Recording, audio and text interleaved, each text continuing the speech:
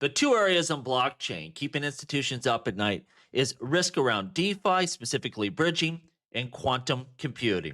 David Schwartz tells us really why the base infrastructure, the XRP ledger, allows us to address both of these risk vectors and will give us a big advantage as we try to onboard institutions. They know they can rely on this technology and it's going to keep their funds safe. Let's take a look at this. Of course, with DeFi, the big one was the Kelp DAO hack, $292 million in wrapped Ethereum that was exploited here. We're talking about 116,000 coins in total here. And the exploit, it targeted the LayerZero base bridge. And all they had to do here was compromise one node. That's all it took. And 116,000 ETH were stolen. Big deal here. Now, David Schwartz, he says, look, he had to look at all these bridging solutions for Ripple's RLUSD. And what he found is most of them were capable of stopping this type of attack. And what he says likely happened is people went for convenience and scaling quickly over safety here. We have Aave with a bunch of bad debt here. DeFi TVL shock here. Reports cite billions of outflows. People are like, this is dangerous. We don't want to mess around. We're out of here. And of course, this is sourced to the Lazarus group there in North Korea, centered a lot of the biggest hacks there are out there. This is a talented group, and they're going to attack you if you have the value. This brought up a really interesting argument between Vet, who said, look, when you look at XRP Ledger DeFi, we don't have these problems. It's built to keep institutional funds safe. You had Hugo that's saying, don't dance on people's graves when you have something like this. I think if you do have a problem, like we saw here with DeFi, and your system is more capable of dealing with that, then you should really. This is a great learning time to say this is why XRP Ledger DeFi is superior in some instances. But here's the deal. When we look at XRP Ledger DeFi, it's really built for institutions where KYC is built in. It's really a hybrid model where you have off-chain custody, all of this kind of stuff. And that's great. It doesn't need to compete with Ethereum and Solana and things like that because institutions, they need that compliance built in. They need the safeguards. And so it's really two very different markets. It's not better. It's just novel and for a totally different customer, right? There's going to be people out there that want true decentralized finance where you don't KYC and anyone can go in there and, get a loan and all this kind of stuff. That's great. That's huge. We already see how big that is. That's why there was $200-something million to steal. But the XRP Ledger can service an institutional client, and that market's massive. You can only imagine how big that will be. And so when we think of institutions, well, they're going to go after systems like this that are built for purpose, that are built to keep their funds safe. They can't have $250 million stolen. It ain't going to work here. Now, we're getting ready for quantum computing risk here on the XRP Ledger. Ripple just put out a report here.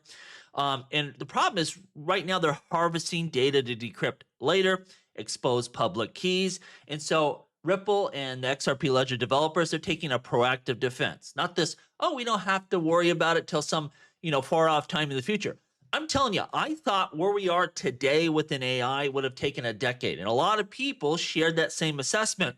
Well, we saw how quickly things can run, where you turn the corner and things start accelerating, and we can have that at any moment with quantum computing, specifically because you have AI, which is going to speed up all of this development as we go forward here.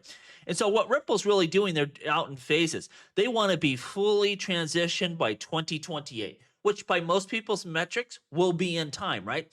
But they want by this year to be Q-Day ready. If something happens and they have to transition, they could do so immediately. That means you're safe for the now, but you have time to research, experiment, hybrid rollouts. Like if it happens in a moment in time, you could transfer, but you're not going to do so till 2028 unless, there's an emergency, right? That gives you time to test, to be ready for this full transition. But still, that's a blistering pace. But we have to prepare now because we really don't know the timeline. It's an unknown. And again, AI can accelerate what's happening with quantum. And you just need a breakthrough. And then, everyone's in big trouble. So this is a great proactive timeline here. Be ready by 2028, which should be ahead of schedule. But you have, a readiness plan today in case something breaks out sooner than expected. Guiding principles, cryptographic agility, and continuity here. The XRP ledger advantage, unlike most blockchains, including Ethereum, XRP already supports native key rotation, update keys without moving assets, seed-based determination, key generation. It has everything you need. We have the agility that is necessary from the base architecture. Again, this is the idea of you build it correct from the beginning, and it's easy to upgrade. It's easy to get ready. Preserve core performance. Of course, we're going to be able to maintain the XRP ledger's hallmark speed, reliability, low overhead with a quantum-resistant future here, and minimal disruption. We are ready for this upgrade, and when it's time, we can just transition over, and it's going to be very little hardship on the network. Big announcement, SBI Ripple launches new yen-backed tokens on the XRP ledger. SBI Ripple Asia, and a joint venture with Ripple and SBI Holdings, has secured regulatory approval to complete a platform to issue yen-backed prepaid tokens directly on the ledger. This is going live in 2026, live cross-border bank settlements, test demonstrated by Ripple SBI and A16Z. So a lot of big partners in this. That is a big one here. Now, when we look at right now, XRP bull versus bear case after the SBI announcement, you see institutional validation.